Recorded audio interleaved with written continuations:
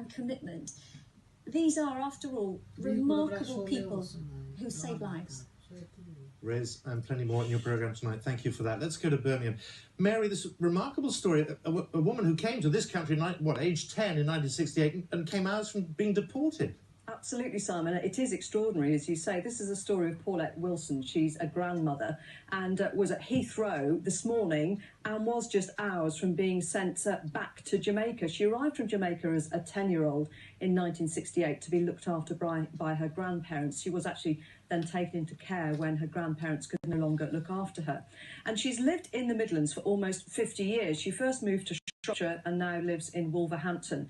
And she's worked in this country. She has a daughter, she has a grandchild, she has evidence of national insurance contributions spanning 34 years. She even worked in the House of Commons as a cook.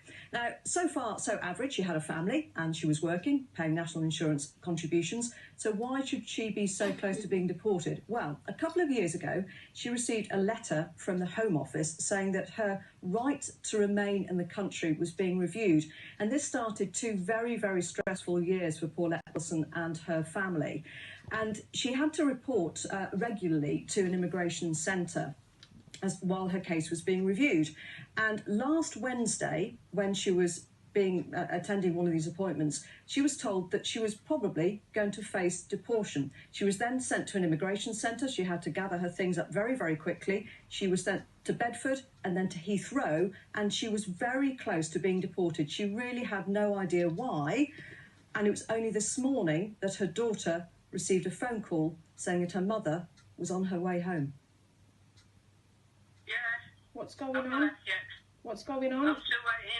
I'm still waiting for them to finish do what they're doing. So I will phone you when I'm ready. They're releasing you then, yeah? Yeah. Okay, and how long is it going to take? What are they doing? Where are you going to? What have you got to do?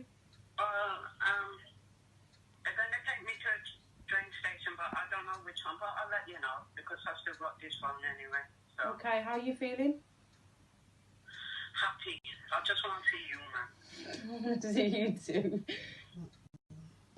So, yes, she sounded fairly relaxed there, didn't she, Paulette Wilson? But you could tell the anxiety from her daughter, Natalie. It's been an extremely stressful situation, this, Simon. And what we still don't know is what precipitated that change of mind, because this morning she was going to be put onto a plane to Jamaica, where she has no family. She hasn't been for almost 50 years.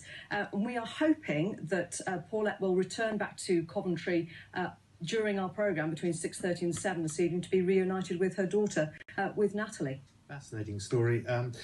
Just before I leave you, it's not even the end of October yet, and